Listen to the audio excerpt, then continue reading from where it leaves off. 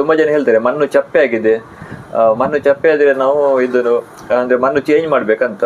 Weed mat ಅನ್ನೋದು ನಾವು ಅದನ್ನು ವರ್ಷದ 12 ತಿಂಗಳು ಕೂಡ ಬಳಸಬಹುದು. ಅಂದ್ರೆ ನಾವು ಅದನ್ನು ತೆಗೆಯುವಂತ ಏನು ಅಗತ್ಯ ಅಂತ ಇರುವುದಿಲ್ಲ. ಶಂಕರ್ಪುರದಲ್ಲಿ ಮಲ್ಲಿಗೆ ಗಿಡ ಮಾಡಿದ್ರೆ ಅದು ಬುಷ್ನಾಗೆ ಆಗ್ತದೆ. ನಾವು ಈಗ ಗ್ರೋ ಬ್ಯಾಗ್ ಅಲ್ಲಿ ಅಥವಾ ನಮ್ಮ ಸಣ್ಣ ಕೈ ತೋಟದಲ್ಲಿ ಮಲ್ಲಿಗೆ ಗಿಡ ನೆಟ್ರೆ ಅದು ಖಾಲಿ ಬಳ್ಳಿ ಹೋಗ್ತದೆ.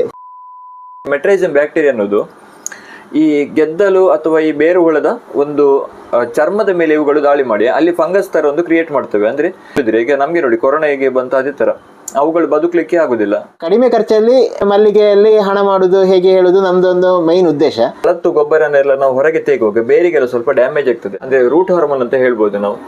ಇದನ್ನು ನಾವು ಬಳಸಬೇಕಾಗ್ತದೆ. ಹಳತ್ತು ಗೊಬ್ಬರ ನಾವು ತೆಗೆದು ಹೊರಗೆ ಹಾಕಿದ ನಂತರ ಗಿಡದ ಬುಡಕ್ಕೆ ಅಥವಾ ಮಣ್ಣಿಗೆ ನಾವು ನೇರವಾಗಿ ಏನೆಲ್ಲ ಬಳಸಬಹುದು ಅಂತ ಮೊದಲಿಗೆ ನಾವು ಕೆಮಿಕಲ್ ನಿಂದ ಆ ಗಿಡದ ಬುಡವನ್ನು ನಾವು ಸ್ಯಾನಿಟೈಸ್ ಮಾಡಬೇಕಾಗ್ತದೆ. ಇದು ಪ್ರಥಮ ಹಂತ. ನಮ್ಮ ಕಡೆಗೆ ಒಂದು ತುಂಬಾ ಜನ ಎಂತ ಮಾಡ್ತಾರೆ ಅಂತ ಹೇಳಿದ್ರೆ, ನಾಳೆ ಹಟ್ಟಿ ಗೊಬ್ಬರ ಇಡುದಿದ್ರೆ ಅಂದ್ರೆ ಜನ ನಾಳೆಗೆ ಹೇಳ್ತಾರೆ, ಇವತ್ತಿನ ದಿನ ಎಲ್ಲೋ ಟೆಂಪೋದಿಂದ ಹಸಿ ಗೊಬ್ಬರವನ್ನು ತರ್ತಾರೆ. ಅವರಿಗೆ ಗೊತ್ತಿರುವುದಿಲ್ಲ ಹಟ್ಟಿ ಗೊಬ್ಬರ ತಂದಾಗಿದೆ, ನೇರವಾಗಿ ಇಟ್ಟಾಗಿದೆ. ಮೊನ್ನೆ ನಿಮ್ಮ ವಿಡಿಯೋ ನೋಡಿ ಒಂದು ಪಾರ್ಟಿ ಕೇರಳದಿಂದ ಕೂಡ ಕಾಲ್ ಮಾಡಿದ್ರು, ಅವರಿಗೆ ಕೂಡ ಒಂದು ಕನೆಕ್ಟ್ ಮಾಡಿ ಕೊರಿಯರ್ ಮಾಡ್ಬೇಕಂತ ಮಾತಾಡ್ತಿದ್ದೇವೆ. ಅಂದ್ರೆ ಈಗ ತುಂಬಾ ದೂರದವರು ಕೇಳಿದ್ರೆ ನಾವು ಕೊರಿಯರ್ ಕೂಡ ಮಾಡ್ಲಿಕ್ಕೆ ನಾವು ಟ್ರೈ ಮಾಡ್ತೇವೆ.